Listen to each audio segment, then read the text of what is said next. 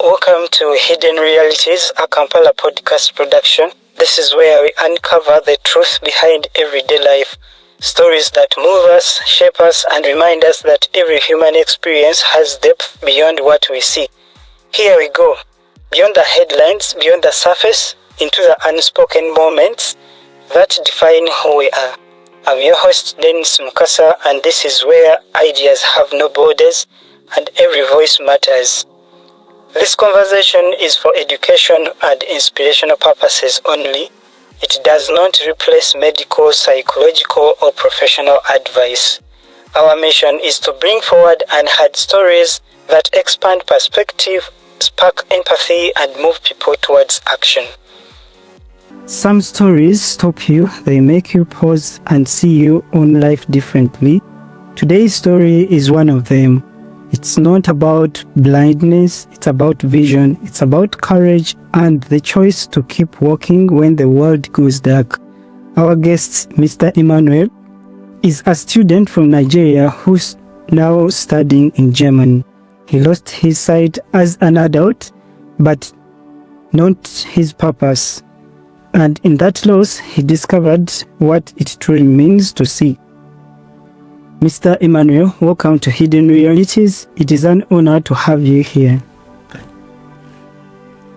So the first question, Mr. Emmanuel, when people meet you, what do you wish they saw first? Not your blindness, but the person behind it. See me first. See, I'm a human. Not just a human, but a human being. Beyond impairment, a human being with ability, a human being with potential, a human being with purpose and vision. Yes. Yeah. Amazing. If you had to describe yourself without mentioning disability, who is Mr. Emmanuel? I'm actually a guy with vision, a guy with courage, a guy with foresight, a guy that dares life and demand things from life. That is simple who I am. Yes. So take us back to Nigeria. What did it feel like to sit in a classroom that wasn't built for you? Exclusively, I feel excluded. I feel left out. I feel neglected. Because it's so crazy when you're in a classroom whereby you're not being recognized for your ability. But people see the disadvantaged part of me as an impaired person. Instead of focusing on that strength, that my ability, what they see is a man with limitation. That was the typical thing that actually happens in the four walls of institutions in Nigeria, Africa at large. Okay, Mr. Emmanuel, what was the lowest or hardest moment in your school years? The ones that almost made you give up? Yes, the inability of students, some lecturers, or inability of some students as well too, to actually understand that disability is not communicable. That no one is immune to disability. Yeah. Whereby someone will tell me that if he lost his sight, he will take his life. Unnecessarily, I will be sidelined, I will be discriminated just because I'm impaired. Some lecturers will deprive me of their materials just because I'm impaired. So all this, it's kind of frustrating, whereby sometimes I will not be given extra time to write my exam. My lecturer will tell me to my face that I can't do anything. Yeah. Oh, good. According to UNESCO, over 90 million children in Africa live with some form of disability. Less than 10% of them have access to inclusive education. Globally, the World Health Organization reports that 1.3 billion people, one in six of us experience significant disabilities, and 80% live in developing countries. Behind those numbers are classrooms with no books for people with impaired vision, teachers with no training, and students like Mr. Emmanuel trying to believe that dreams are still possible. So, Mr. Emmanuel, where did you find the courage to keep going when the system seemed to fail you? Yeah, obviously, I can't even wrap my head around the resilience behind my push. But I owe it to God. Yeah. The grace is so sufficient. I found favor in the sight of God. I will tell you, the family support, the friends, and God have just been the source of motivation behind my push. Yeah. Okay. What moment or decision opened the doors for you to study in Germany? I'm actually a curious person. So with that passion to change a generational narrative, so the quest of studying abroad is tied around changing my family's life, my life, and changing the trajectory of life. Because, some people say disability is synonymous to poverty. Exactly, and that's what it is, kind of in Nigeria. So, I think disabled, a songwriter says that once you're disabled, you're poor, sort of. So, I actually want to change that narrative. Yes, I want to make that different. Yes, that's those who are impaired could actually make meaning in life. Because in Nigeria, in Africa at large, person with disability are seen as an object of charity. Yes, I wouldn't want to be perceived as someone. I wouldn't want to be seen as someone who's an object of charity. That I should be at the mercy of people who gives me penny to feed. No, I should fend for myself. I should be able to fend for my family. When you arrived, what struck you most about the difference in support for disabled students here compared to Nigeria? The swift response in getting things that I need. Without any act of hesitation, every hands are on deck. Everyone is actually on their feet to get things done, to make me have an enabling environment to study. Yeah, it's amazing, ranging from getting the gadgets, getting extra time, getting my study assistant who takes my notes, and yes, having access to materials, library, and all that. It's actually a thumbs up for the university and Germany at large. Okay. So if you could bring one thing Germany does right, a policy, a mindset, or a practice, and put it in Nigeria, what would it be? I think practice.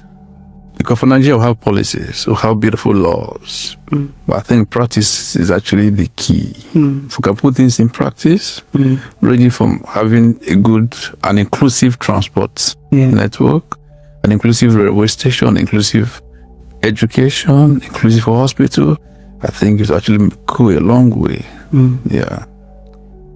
Okay, Mr. Emmanuel, since moving to Germany, how has your view of independence, dignity, and possibility changed? Yes, coming to Germany has actually exposed me to a multicultural dimension in terms of independent living, in terms of association, in terms of cultural belief. Beyond what I know, beyond the linguistic, perhaps my English and my native language, now I have a German as a plus, and I can actually relate. So it gives independence when it has an environment that is inclusive. Yes, I can navigate from here to Cologne, to Berlin. All I just need to just get my cane and I can move. Okay. Yeah. Wow. Can you describe a normal day in your life and share one small challenge you face daily that sighted people would never think about, but that has taught you resilience? Yes. This fateful day, I was heading back home, and coincidentally, I met a flatmate. So we checked at the display board. So the bus will come in the next 25 minutes. You were like, hey, we all have 10 minutes to walk down home. I was just like, wow, okay. Walked down home. But ordinarily, if I'm alone, I have to wait for 25 minutes. Yeah, if it's weekend, perhaps an hour. Some days 15 minutes. for a bus to come, just a place of just 7-minute drive. So, but in the midst of all this, I have to like, hey guy, be calm. Be calm. I see. So when you look at the global data in Germany, students with disabilities are entitled to assistive technology, transport support, and inclusive learning spaces funded by the law. But in many African countries, less than 15% of public schools have accessible infrastructure. That gap isn't just a number, it's a human cost. So, Mr. Emmanuel, why did you decide to share your story publicly instead of keeping it private? Yeah, to bridge the gap, based on the statistics you've actually rolled out here, now we need to bridge that gap. Because life is life, regardless of color, regardless of religion. Life is life. Impairment is impairment. Yes, it has to do with border, it has to do with transnational.